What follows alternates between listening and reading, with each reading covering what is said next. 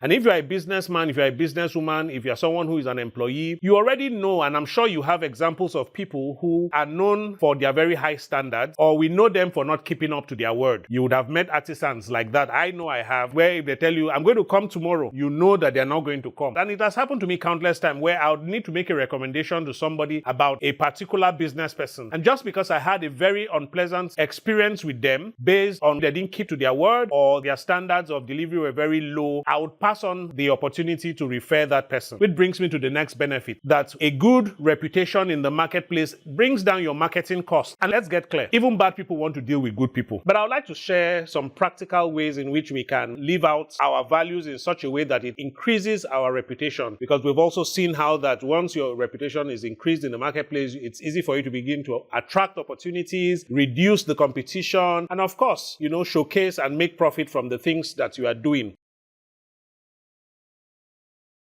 Hello everyone, and welcome to another episode.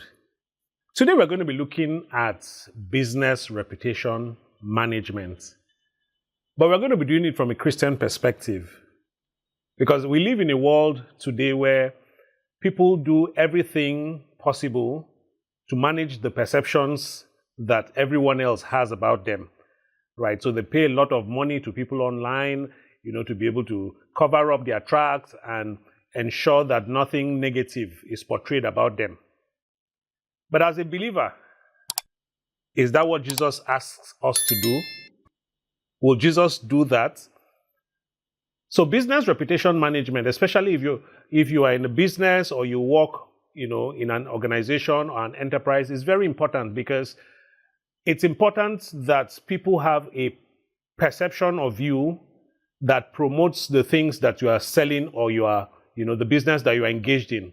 Jesus Christ came to his disciples one day and he asked them a simple question. He said, "What do men say about me?" And he says, some said, they say you are Elijah. Another say, they said you are Moses. He says, "But what do you say about me?" So Jesus was also interested in his public perception. Right? So in a nutshell, what a reputation is are the beliefs or the opinions that people have about us as individuals. And why is this important? Again, I would like to quote scriptures. Proverbs chapter 22 and verse 1, it says that a good name is to be desired than great riches. Right? So a good name is just as an important currency like money. In fact, what the scriptures is even saying is that a good name is better than money. Because once you have a good name, what a good name does for you, money cannot do. It's okay for you to have money and, carry out public relation campaigns to be able to see how people, don't have a negative perception about you or, find ways to be able to bury debts on you. But as a believer who has Christian values, it's important much more that your reputation or the reputation that people have about you are based on scriptures. And let me start by telling you a story. In 1970, between 1970 and 1974, America had a president called Richard Nixon. And one of the people who worked for him was a man called Chuck Colson. Chuck Colson was an advisor to Richard Nixon until Richard Nixon got into trouble. He had a scandal called the Watergate scandal, which led to his eventual impeachment. But Chuck Colson, who was also, in that administration, went to prison because of that scandal. But just before he went to prison, he got born again. And he went to prison a changed man. And in prison, he set up a prison fellowship and he began to evangelize and do a lot of, work for the kingdom of God and everything.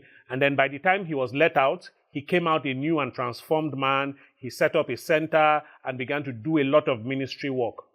Before Chuck Colson died in 2012, he had gained a reputation of someone who had a lot of integrity. I'm saying that to say that it doesn't matter where you start out. It matters much more how you realign yourself to the path of life.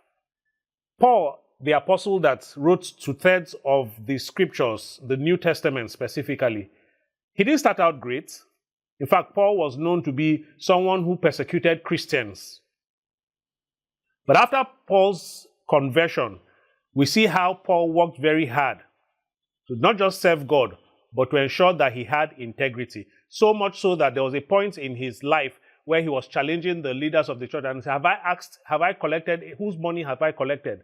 What have I done to indicate that I am not the changed man that I am? So he was so sure of himself because he stood on values that were important. Again, in the Old Testament, we have the story of Samuel, who was a prophet. And one day Samuel stood before the people and he said, he was challenging them also, that whose ox have I taken? Have I done anything, that has brought disrepute to the name of the Lord? Because Samuel had integrity. Let's look at a few benefits of business reputation management. I think that the first and primary benefit of business reputation for us as believers is that we are giving God glory, knowing that we are representing Christ effectively in the marketplace. I think it was in Romans chapter 2 or 3 and verse 24 where it talked about the name of the Lord being blasphemed by you. That will not be our testimony when we have, raised the standard of our reputation to align with the dictates of God's kingdom. So the primary benefit is that it brings glory to God when people know us for the right things.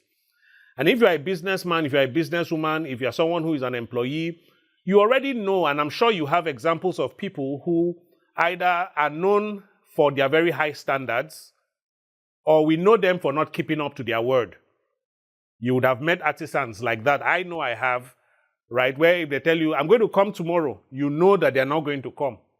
And because of that, and it has happened to me countless times, where I would need to make a recommendation to somebody about a particular business person. And just because I had a very unpleasant, experience with them, based on whether maybe they didn't keep to their word or their standards of delivery were very low, I would pass on the opportunity to refer that person. Which brings me to the next benefit, that a good reputation in the marketplace brings down your marketing costs, because it ensures that rather than investing so much in terms of constant advertisement or marketing, you deploy what is called word of mouth marketing. When people speak well of you in the marketplace, it reduces your marketing costs, because then you are relying on a network effect. Someone is referring you to someone else because they have dealt well with you. Okay? So the next benefit would be that you attract a lot of loyal customers. And let's get clear. Even bad people want to deal with good people. If you are someone who delivers on what you say you will do, how you will do it, when you will do it, people will want to deal with you. Because nobody wants to, deal with someone who, or deal with businesses who are, inconsistent. Everyone wants to deal with someone who they can trust and rely on. So you attract those kinds of people to yourself. People who also uphold the values of integrity, the values of excellence, the values of honesty and transparency. You'd attract those kinds of people to yourself, and it would make your business easier. Okay? The next one would be that you will distinguish yourself among the competition. You will distinguish yourself among the competition because, especially if you're a Christian businessman or a Christian businesswoman, you are operating in a system of the world where truth is not necessarily upheld, right? These days, truth is very fluid. And what, is truth? It can be twisted, to meet the agenda or the objectives of people who are not necessarily believers. But as a believer, what happens when you have raised the standard is that your reputation begins to skyrocket. And automatically, you are distinguishing yourself from the competition. So people learn to trust you. People learn to know that dealing with this person, dealing with this man, with this woman, means that I can go to sleep.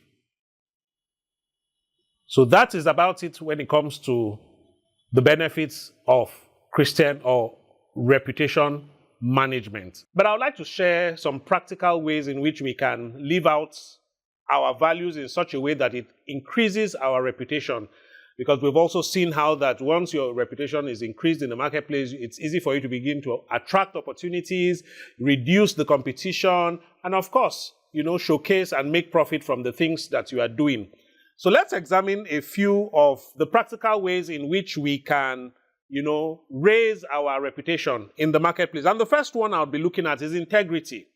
Integrity, which is it's the value of honesty, of transparency, and of course, the value of discipline. So integrity demands that what you say you will do, you do.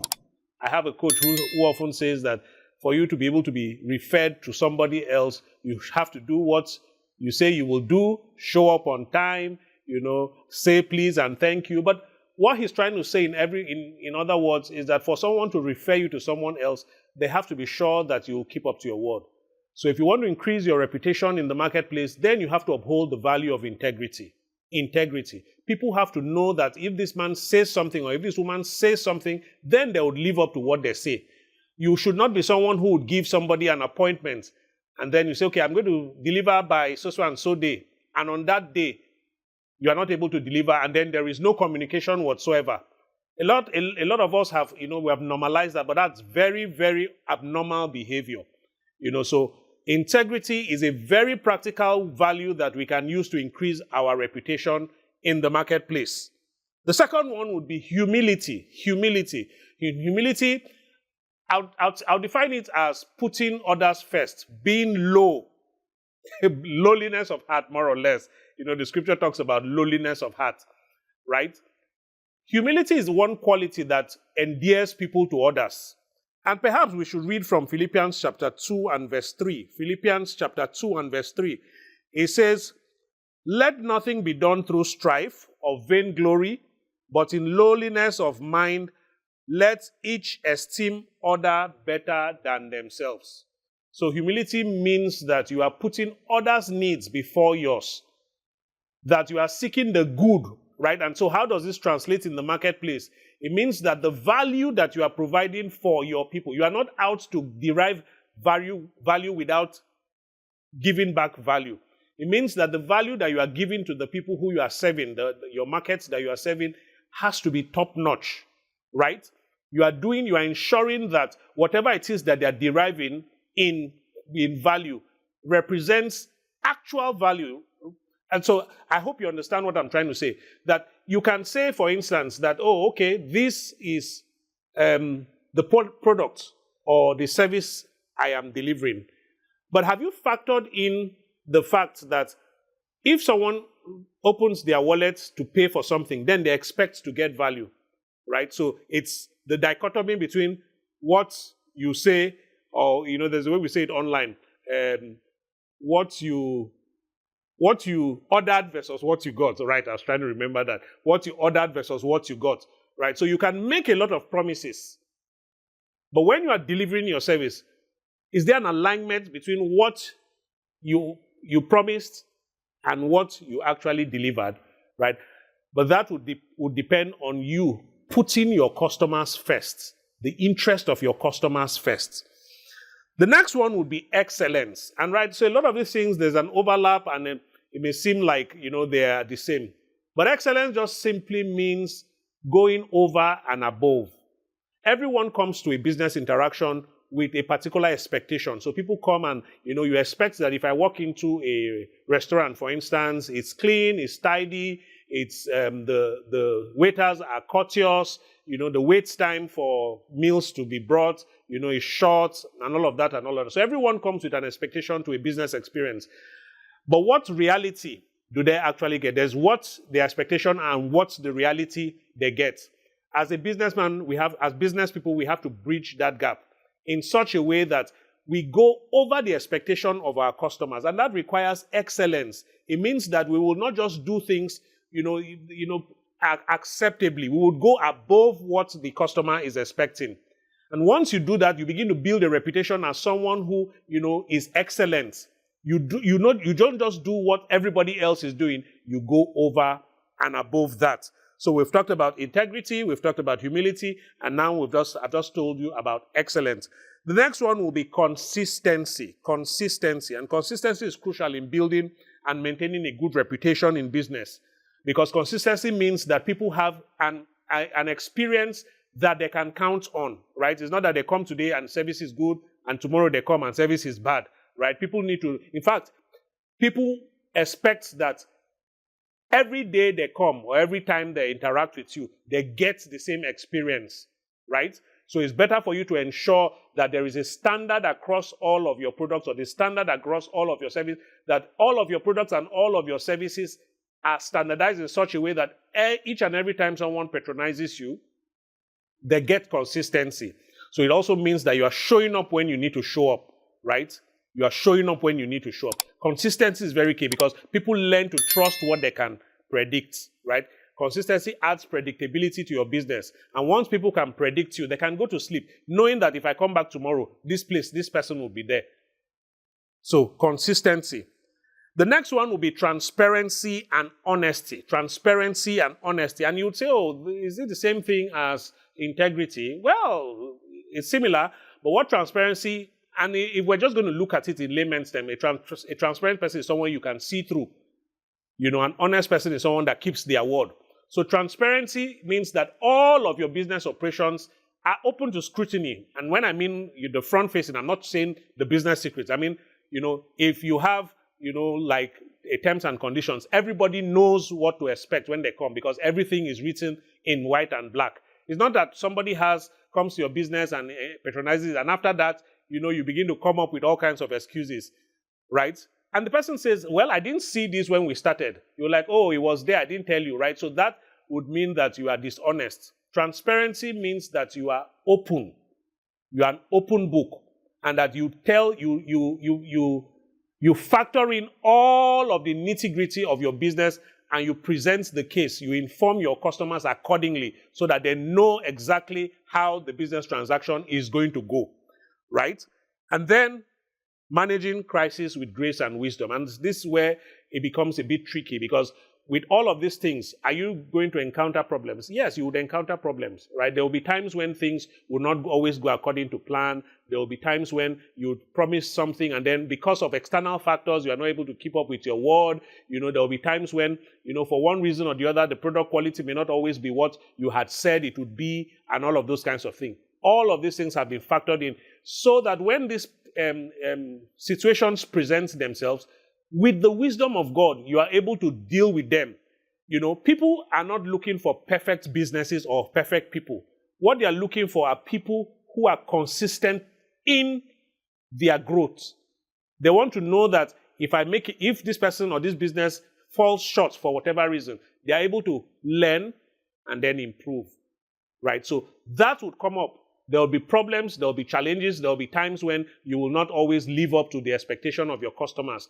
But if you are able to handle it with wisdom and with grace, then people would learn to trust you because they know that it's a human experience not to be perfect, right? And so things can go awry for whatever reason. But they also trust that when things go awry, you will be able to, you know, get in and begin to do so that you can restore the thing that has. So all of these things I'm trying to say in essence is that managing crisis with grace and wisdom is one very perfect way for you to grow your reputation. And also transparency and honesty in business is very key. Consistency too ensures that people, you know, learn to predict what you can do in a very good way. And then excellence is going over and above the expectations of your customers and clients. And of course, the role of humility. Humility is very important. Once people know that you put them first, that it's your interest in their well-being is genuine, they learn to trust you and open their purses to you. And definitely integrity. So all of these ways are practical ways in which we can increase our reputation in the marketplace and ensure that we are living out our Christian values in such a way that we are representing Christ. Okay, so thank you very much for watching this episode. We looked at business reputation management, you know, how business reputation management positions people in the marketplace for profit. We also looked at some of the benefits of having a great business reputation.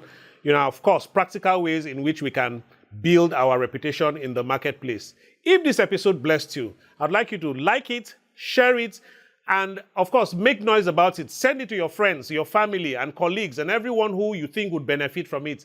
And then look forward for the next episode. Thank you very much. My name is Olatunde Akinwumi, and I'll see you in our next episode. God bless you.